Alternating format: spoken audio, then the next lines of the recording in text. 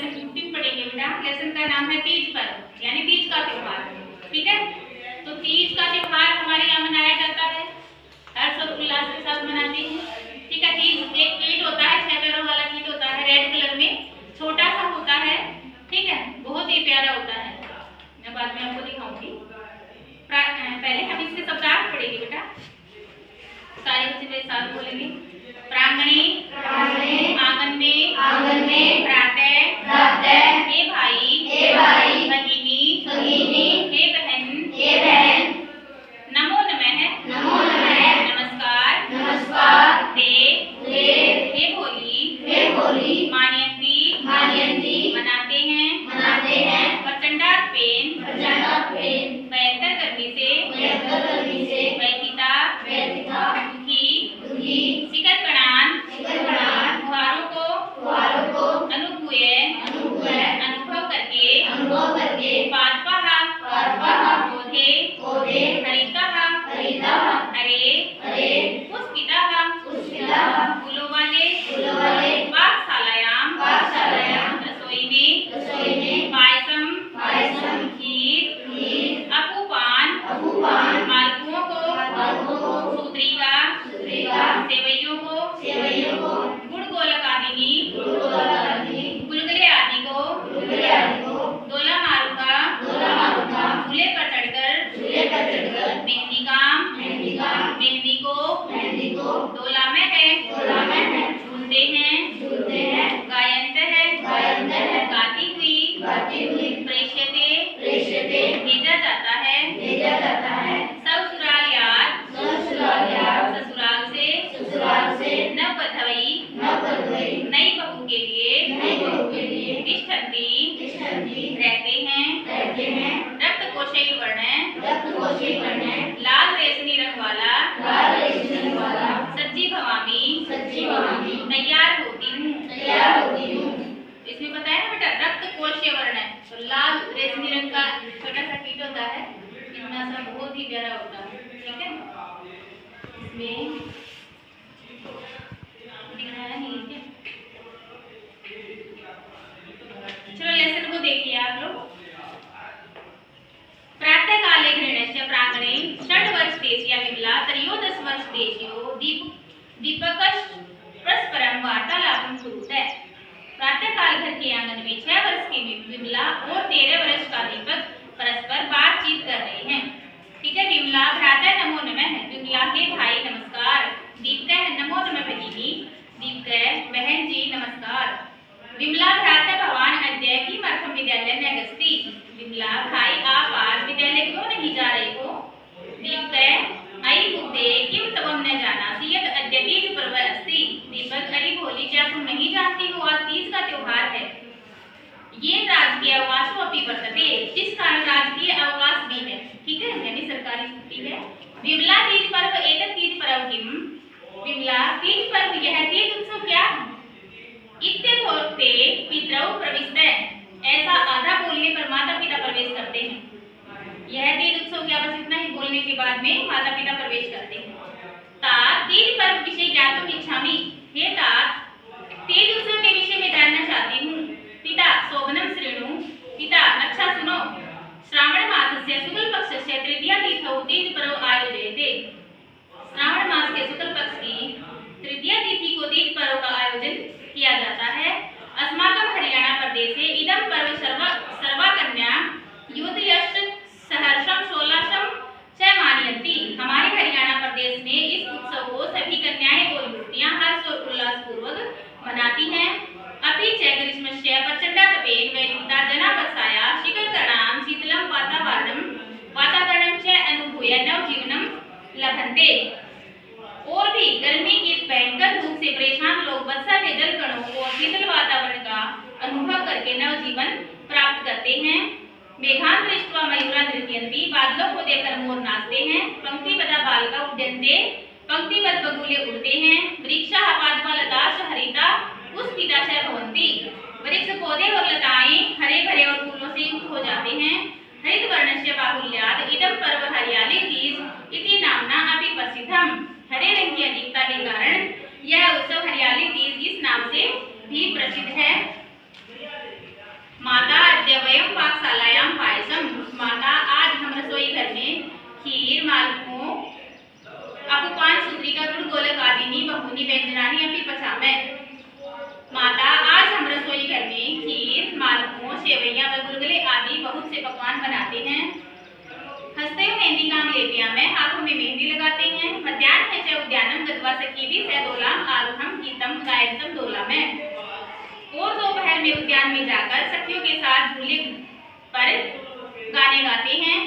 सायंकाले नृत्यादि मनोरंजन कुर्मः। और सायंकाल के समय नृत्य और गीत आदि के साथ मनोरंजन भी करती हैं। पिता वस्तुतः तीज पर्व स्त्रीणां प्रमुखं पर्व विद्यते।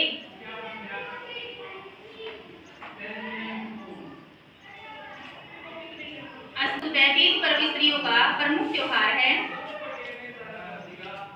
अस्मिन् एव समये पितृपक्षतः सौकन्यायै घेवरपृष्ठानं फलानि वस्त्र आभूषणं प्रेष्यते।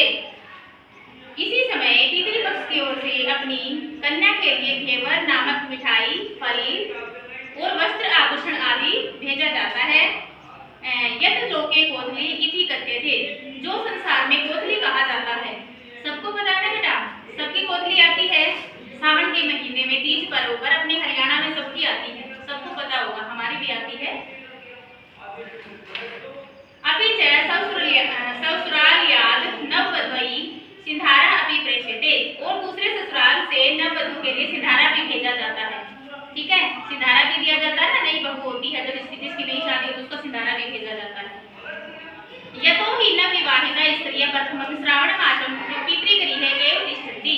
क्योंकि नव विवाहित स्त्रियां पहले श्रावण मास में पिता के घर पर ही रहती हैं।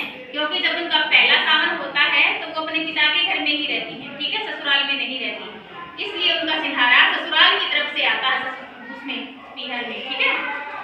दीपिका का तीज नाम के कश्चन सुंदर कीट विशेषो अपि भवति। हे पिताजी, तीज नामक कोई सुंदर कीट विशेष भी होता है। तस्य नाम तीज इति कथम अस्ति। उसका नाम तीज क्यों है। पिता उचित प्रश्न है। श्रावण मास से तीज पर्व समय एवं अति सुंदर रक्त कोशीय वर्ण कीटो जायते।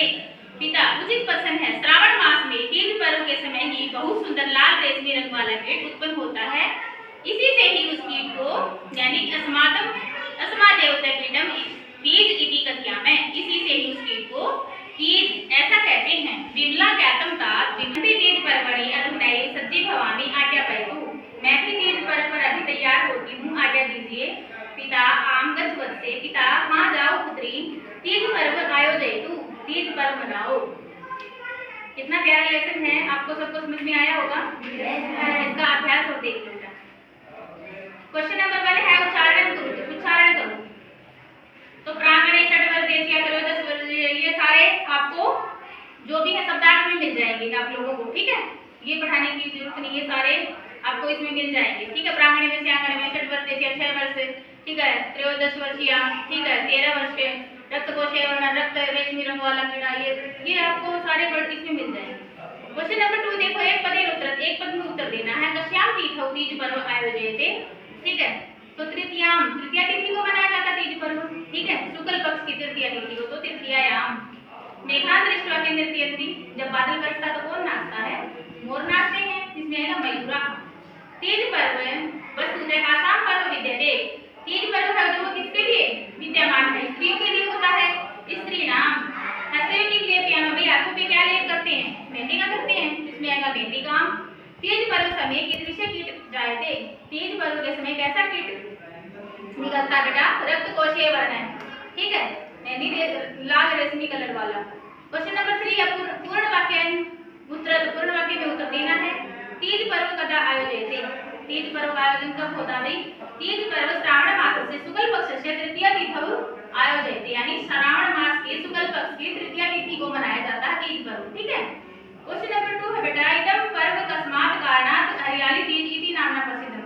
इस पर्व को किस कारण से हरियाली तीज का नाम से प्रसिद्ध हुआ है, किस कारण से, यानी हरित वर्णस्य, क्योंकि हरी भरी हरियाली होती है चारों तरफ। ठीक है, हरित वर्णस्य बाहुल्यात् इदम पर्व हरियाली तीज इति नामना प्रसिद्धम। पाकशालायां किम किम पच्यते। ठीक है, तो रसोई घर में क्या क्या बनाया जाता है खाने में।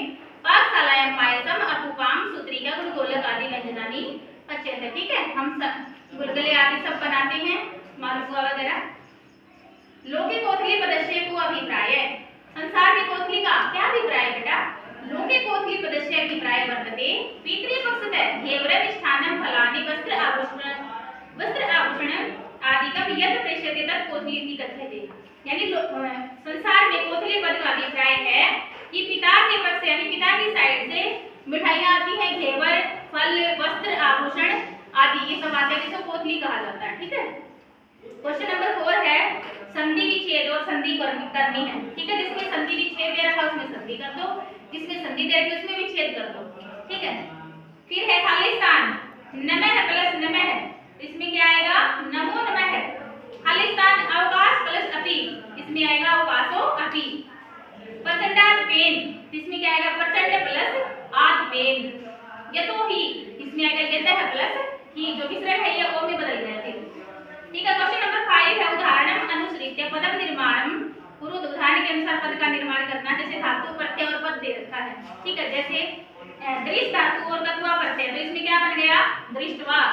और गम धातु में तुमुन प्रत्यय क्या बन गया? गंतुम, ठीक है। जैसे पठ धातु में गत्वा प्रत्यय क्या बन गया? पठित्वा। और गरि धातु में गत्वा प्रत्यय क्या बन गया? गरित्वा, ठीक है। तो इसी प्रकार बनाने हैं ये सारे। फिर है पठ धातु में तुमुन प्रत्यय लग गया तो क्या बन गया बेटा? पठितुम। और ज्ञा में तुमुन लग गया तो क्या बन गया? ज्ञातुम। और गरि धातु में तुमुन लग गया तो कर्तुम, ठीक है। फिर है उपसर्ग धातु, फिर है उपसर्ग धातु प्रत्यय पदम ऐसे बनाने हैं। धातु में कौन प्लस भू, इसमें लय प्रत्यय बताना है। लय प्रत्यय क्या बन गया? अनुभूय, ठीक है। उसी प्रकार आ प्लस रू, इसमें भी लय प्रत्यय बताना है, इसमें क्या बन गया? आरूढ़, यानी आरू है, आधा नीचे अलंत लग गया और यह, ठीक है, आरूढ़।